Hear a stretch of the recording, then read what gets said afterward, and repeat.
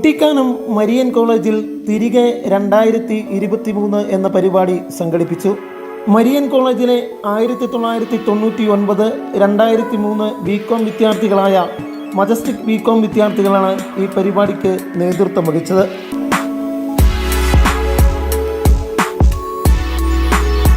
College principal doctor Ajimon George അധ്യക്ഷത വഹിച്ച യോഗത്തിൽ ഡോക്ടർ ജോജോ കെ ജോസഫ് തിരികെ 2023 ഔപചാരികമായ ഉദ്ഘാടന കർമ്മം നിർവഹിച്ചു.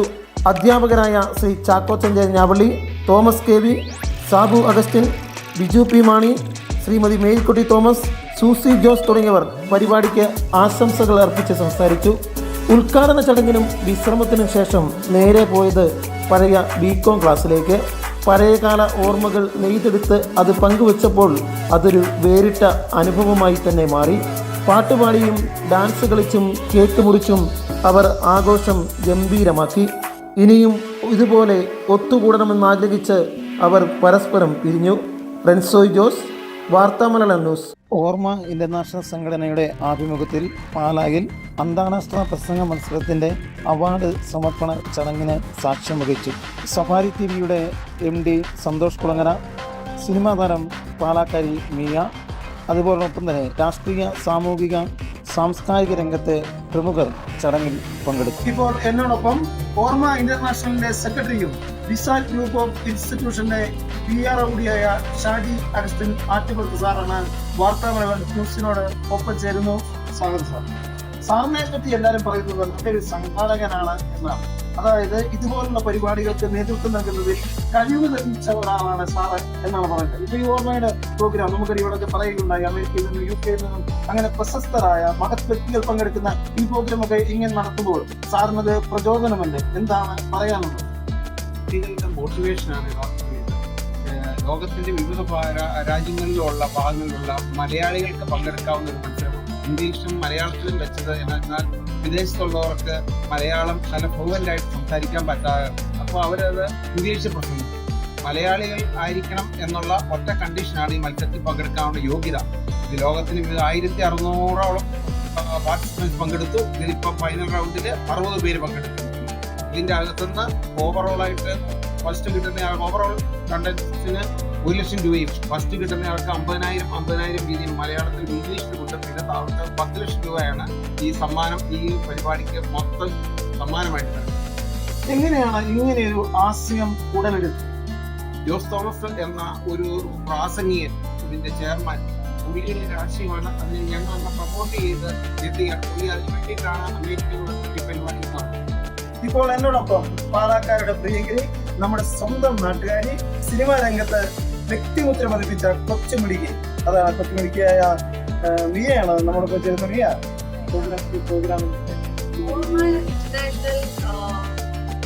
പ്രസംഗ മത്സരമായിരുന്നു. അതിന്റെ ഫിനാലെ കഴിഞ്ഞു.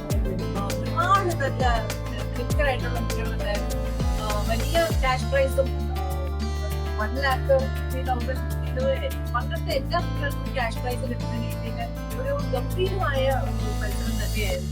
മത്സരം തന്നെയായിരുന്നു. അതിന്റെ ഫിനാലേക്ക് വന്ന കുട്ടികൾക്ക് സമ്മാനങ്ങളൊക്കെ കൊടുക്കാൻ പറ്റിയ ഇങ്ങനെയുള്ള പരിപാടി സംഘടിക്കുമ്പോൾ പിള്ളേർക്ക് ഒരു എനർജി കിട്ടുമല്ലോ, അത് കൂടുതൽ അവർ ഉയർച്ചയിലേക്ക് നയിക്കുകയല്ല. ഇവിടെ സമ്മാനം പ്രസംഗം ഇപ്പം പറയായിരുന്നു. കലോത്സവങ്ങൾക്ക് പോകുമ്പോഴത്തേക്കും പ്രസംഗ മത്സരത്തിന് അതിന് ഓഡിയൻസ് ഒന്നും ഉണ്ടാകാറില്ല. വളരെ കളർഫുൾ കളർലെസ് ആയിട്ടുള്ളൊരു അവസ്ഥയിലാണ് പ്രസംഗ മത്സരങ്ങളൊക്കെ ഉള്ളതെന്ന് പറയുമ്പോൾ, അപ്പോ അത് അതിനെ ആ ലെവലിൽ എന്താ പറയുക, പിള്ളേരെ ആണെങ്കിലും പാരന്റ്സിനെ ആണെങ്കിലും എല്ലാ തരത്തിലും അതിനൊന്ന് ഉണർത്തുക എന്നുള്ള പ്രസംഗ കലയെ ഉണർത്തുക എന്നുള്ള ലക്ഷ്യത്തിലാണ് ഓർമ്മ ഇവിടെ ഇത്രയും വലിയൊരു മത്സരം നടത്തിയത്. അപ്പൊ അവരെ സംബന്ധിക്കാൻ വയ്യ.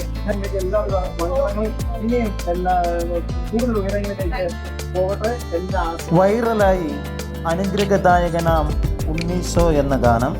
അനുഗ്രഹദായകനാം ഉണ്ണീശോ എന്ന ഗാനം ഇറങ്ങിയിട്ട് അധിക നാൾ ആയില്ല. ഇതിനോടകം തന്നെ ഇത് ജനഹൃദയങ്ങളിൽ സ്ഥാനം പിടിച്ചു. ഉണ്ണീശോയുടെ അനുഗ്രഹം ചൊരിയുന്ന ഈ ഭക്തിഗാനം സമൂഹ മാധ്യമങ്ങളിൽ ഇതിനോടകം തന്നെ വൈറലായി മാറിക്കഴിഞ്ഞു. പാല ചേർപ്പുങ്കൽ സ്വദേശി റോയി വർഗീസ് കുളങ്ങരയ്ക്ക് ഇത് ധന്യ നിമിഷം. ചേർപ്പുങ്കൽ ഗായിക സംഘത്തിൽ സജീവ സാന്നിധ്യമായി നിലകൊള്ളുന്ന റോയി വർഗീസ് കുളങ്ങരയ്ക്ക് ഇത് ഒരു സ്വപ്ന സാക്ഷാത്കാരം കൂടിയാണ്.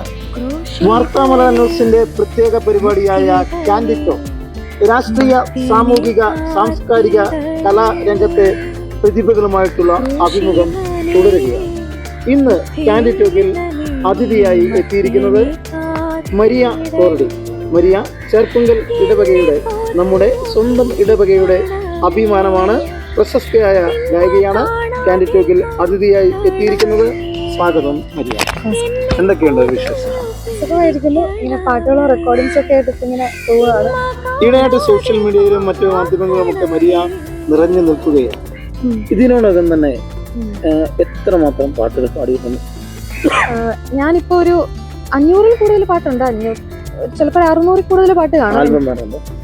ആൽബം ആയിട്ടല്ല, എനിക്ക് ഇൻഡിവിജ്വൽ സോങ്സ് ആയിട്ടാണ് കൂടുതലും വന്നിട്ടുള്ളത്. ആൽബംസ് ആയിട്ട് ചെയ്തിട്ടുണ്ട്. കൃത്യമായ എണ്ണം എന്റെ കയ്യിൽ ഇപ്പൊ ഇല്ല. ഏകദേശം ഇത്രയും ഉണ്ട്. സ്വാഗതം വാർത്താ മലയാളം ന്യൂസിലേക്ക്. വാർത്താ മലയാളം ന്യൂസിന്റെ പ്രത്യേക തെരഞ്ഞെടുപ്പ് പരിപാടിയായ മണ്ഡലങ്ങളിലൂടെ എന്ന പരിപാടി തുടരുകയാണ്. പാലായിലെ റോഡ് ഷോ, എൽഡിഎയുടെ സ്ഥാനാർത്ഥി ഷോൺ ജോർജ് നടത്തുന്ന റോഡ് ഷോ ഉടൻ തന്നെ ആരംഭിക്കുന്നതാണ്. ചരിത്രത്തിലെ ഒരു പക്ഷേ ഏറ്റവും വലിയ ഒരു മഹാറാലി ആയിരിക്കും ഇന്ന് പാലായിൽ ഇറങ്ങേറാൻ പോകുന്നത്. ഈ തെരഞ്ഞെടുപ്പ് കഴിയുമ്പോൾ തീർച്ചയായിട്ടും പാലായിൽ ഉജ്ജ്വലമായ വിജയം അഡ്വക്കേറ്റ് ഷോൺ ജോർജ് നേടുമെന്ന കാര്യത്തിൽ യാതൊരു സംശയവുമില്ല.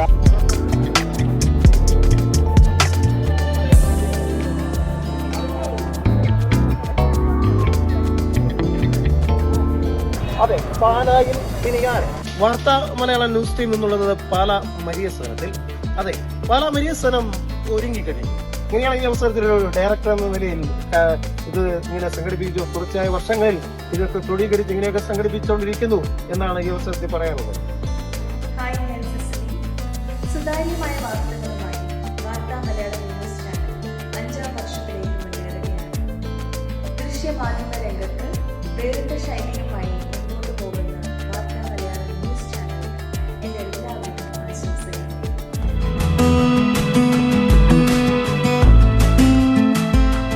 വാർത്താ മലയാളം ന്യൂസ് ടീം എന്നുള്ളത് വടകര ലോകസഭാ മണ്ഡലത്തിലാണ്. വടകര ലോകസഭാ മണ്ഡലത്തിലെ ഇടതുപക്ഷ ജനാധിപത്യ മുന്നണിയുടെ പ്രിയങ്കരിയായ സാരഥി ശ്രീമതി കെ ശൈലജ ടീച്ചർ, കേരളത്തിൻ്റെ സ്വന്തം ടീച്ചറമ്മ. ടീച്ചറമ്മയാണ് വാർത്താ മലയാളം ന്യൂസിനോടൊപ്പം ചേരുന്നു. സ്വാഗതം.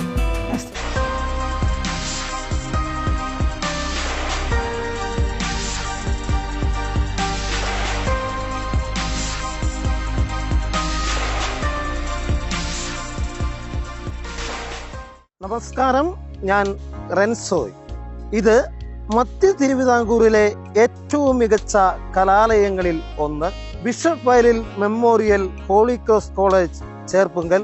ഈ കോളേജിന് അതിൻ്റെതായ സവിശേഷതകൾ ഒക്കെയുണ്ട്. BBM ഹോളി ക്രോസ് കോളേജ് ചേർപ്പുങ്കലിന്റെ പ്രത്യേക ഡോക്യുമെന്ററിയിലേക്ക്.